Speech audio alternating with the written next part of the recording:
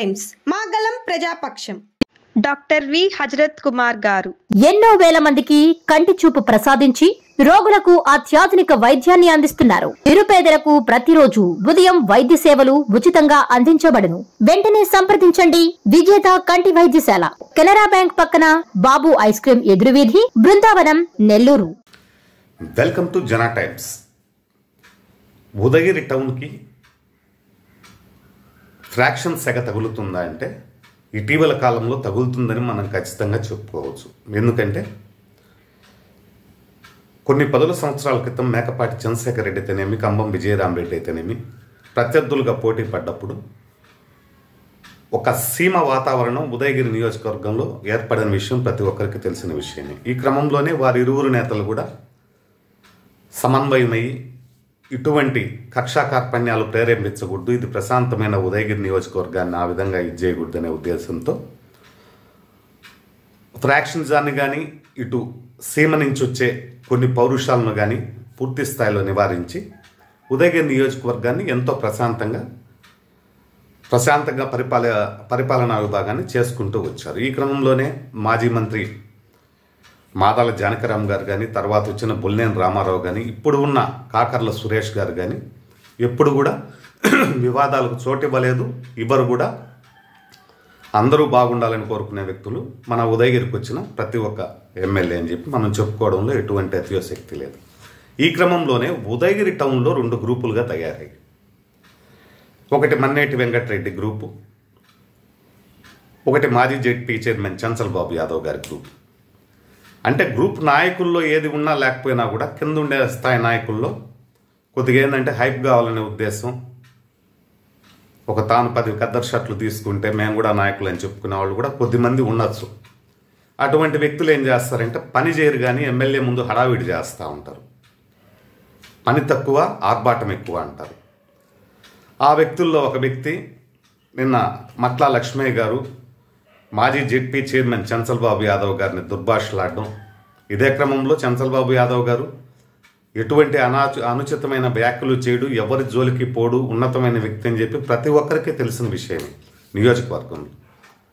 అంతేకాకుండా అతనికి 7 నియోజకవర్గాల్లో పూర్తి స్థాయిలో బలగాలు ఉన్నాయి, అభిమానులు ఉన్నారు, అభిమాన సంఘాలు ఉన్నాయి.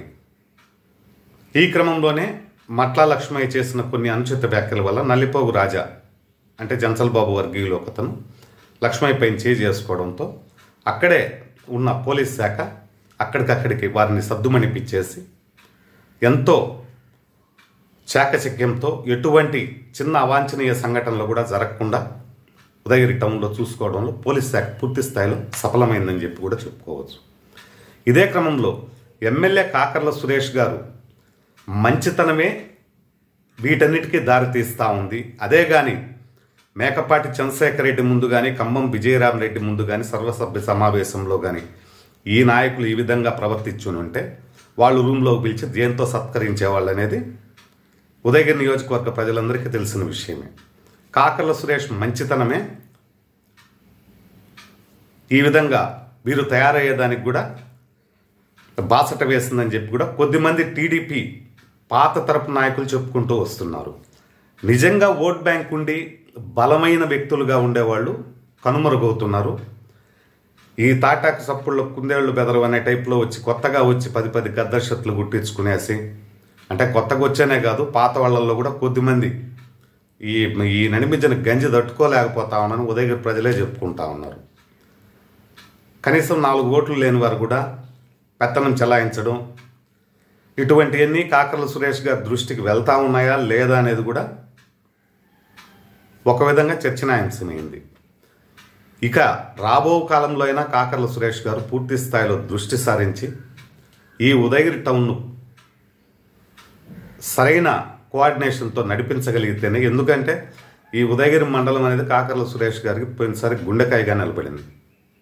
అంటే చాలా మంది నాయకులు అనుకుంటా ఉన్నారు మమ్మల్ని చూసి ఓటేశారని. ఇప్పుడు నాయకుడు చెప్తే, మండల స్థాయి నాయకులు, పంచాయతీ స్థాయి నాయకులు చెప్తే ఎవరు ఓటేసేవాళ్ళు ఎవరు లేరు.